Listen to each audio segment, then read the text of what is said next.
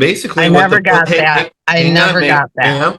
Ma'am, you need to stop talking while the court's talking. This law firm has done nothing but harass me. I am here under duress. I live on Social Security. I will be 69 years old in the fall. Of somebody trying to sell me. No, I'm not going to tell you. No, I'm finished. I want to speak. Wow. You're taking advantage of somebody that's not being represented by an attorney under maritime law. I'm representing myself under the power and the attorneys of Jesus Christ. Good luck to you guys with Donald J. Trump.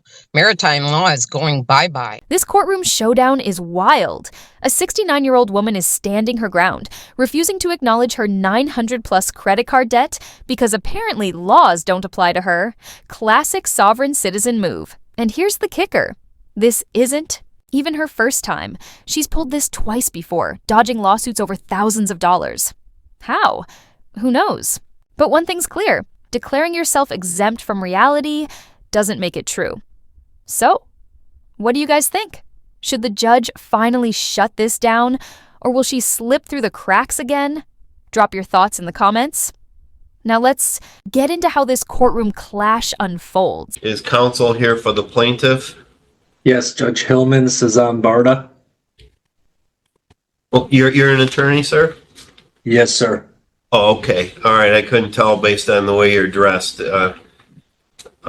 We do expect lawyers to wear ties and suits for court proceedings, Mr. Barda. Yes, Your Honor. I completely apologize. There are two attorneys that handled our docket via Zoom today. Both failed to appear. I don't know why, and now I'm scrambling. I apologize.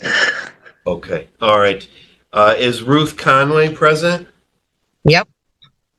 Okay. Good afternoon. All right. So this is plaintiff's motion for summary disposition. Ms. Conway, the plaintiff filed a request to have a judgment granted in this matter. Mr. Barda, do you wish to proceed? Yes, Your Honor. Our motion is based on MCR 2.116 C9 C10. We don't believe there's a genuine issue of material fact to move forward to trial. This is a straightforward collection matter whereby it was original creditor of Credit One Bank. LVNV purchased that, and all the chain of title and bill of sale documentation is attached to our motion. We also have billing statements showing charges made and payments made, which comports with the account stated theory in the state of Michigan. The address on those billing statement matches the same address where the proof of service went for this file. And we also have an affidavit from our client stating how much is owed at this time. Defendant not only failed to file a response to our motion for summary disposition, but also failed to file a counter affidavit, which is required by court rule. And even looking at her answer, all she states is she doesn't believe that this is her debt. I believe that plaintiff has provided proof and has established that this account was the defendant's, and I don't believe there's been there hasn't been a defense raised to be able to prevail at this time. Plaintiff respectfully requests that our motion for summary disposition be granted. Okay. All right, Ms. Conway. So I have this motion for summary disposition that was filed by the plaintiff back on December 17th. I don't have any written response that was filed by you. I see you're holding up some kind of a receipt. I don't know what that's a receipt for, but we did receive your answer to the complaint. What date is on that receipt that you're holding up, ma'am? October 29th. Okay, so I think you're referring to your answer to the complaint that you filed in this matter, which was dated, let's see, which is dated October 28th. So I'm guessing that what you're holding up is verification that you filed an answer to the complaint. However, there was a motion for summary disposition, and basically I never got that. I Hang on, never ma'am. got that. Ma'am. Yeah, I'm calling BS on this one. The plaintiff has her address, so there's no way she just didn't get the notice. Unless her mailbox is sitting in the middle of a black hole, mail doesn't just vanish. Let's be real. She's 69 years old. At some point, you have to take responsibility. Ignoring legal notices like you're in some kind of spy thriller doesn't make them go away. The law even has a rule for this. The mailbox rule, which basically says if something is properly mailed to your last known address, it's considered delivered. So unless she's about to claim the Postal Service has a personal vendetta against her, I'm not buying it. What do you guys think? Is she really this clueless, or just hoping the court lets her off the hook? Drop your thoughts below. Ma'am, hang on. You need to listen while the court's talking, and then I'll give you an opportunity to talk afterwards. So there was a motion for summary disposition. That's a request for a judgment, and it has an affidavit attached to it, and it has bills showing that you had a Credit One credit card and that you had made certain charges. It looks like there's charges to Meyer and Mason. There's charges to the city of Mason on the credit card, Dollar Tree, and Celebration Cinema, and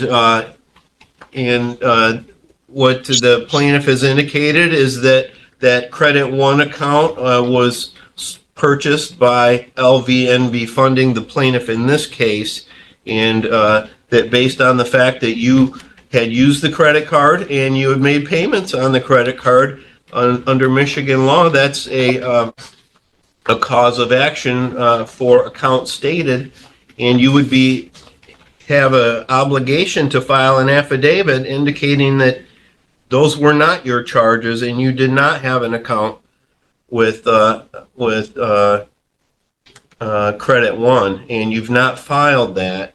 Is there anything you would like to tell the court, ma'am? This is the time for you to make your response. Okay, I'm making this statement. I am here under duress. I have formally put in a formal complaint to the Consumers Finance Protection Bureau.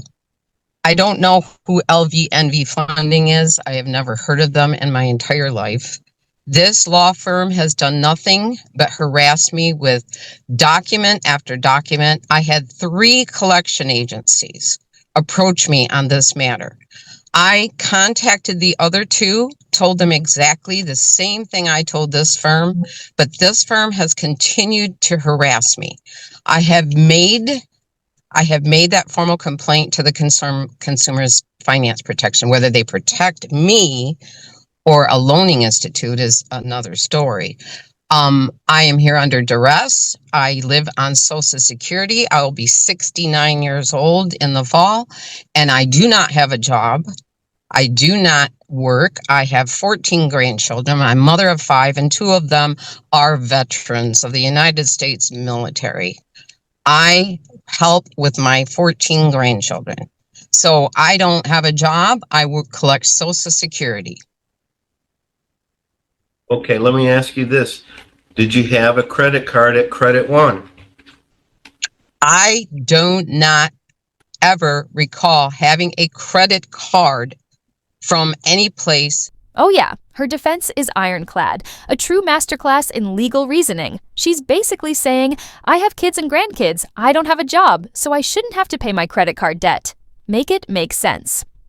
Newsflash, not having a job doesn't magically erase your financial obligations. Let's be real, she's probably living off Social Security or juggling other credit cards to stay afloat. But here's the thing, credit card companies don't care how they get paid, they just want their money. Yet somehow, her entire argument boils down to, I have a family, so I shouldn't have to pay. Shockingly, the judge isn't buying it, and things are about to get heated. Let's jump back in. And especially, I would never have a credit card with a small amount of credit. In my past, whenever I had credit, it was a decent amount of money that I had on a credit card balance that I was allowed to borrow. I don't know. You tell me why I get a phone call every other day of somebody trying to sell me. No, I'm not going to tell you. No, I'm finished. I want to speak. Wow. That I get a phone call every other day How do these people know I don't have Medicare B? How do they know that? I get harassed to buy Medicare B. I can't afford Medicare B. I live on Social Security. So how do I get them knowing I don't have it? You tell me. Okay. All right. Anything further, Mr. Barta? No, I would ask for our motion to be granted at this time, Your Honor. Okay. All right. Well, Ms. Conway, we do have rules in lawsuits in terms of what's necessary to get past a summary disposition motion. You would have been required to file an affidavit verifying that you never had any credit card with Credit One, and that you were not the person that used this credit card that was in your name and made out to your address. And Excuse so, me, but I was never asked. I was never asked by the court or received a document telling me I needed to do that. You're taking advantage of somebody that's not being represented by an attorney under maritime law.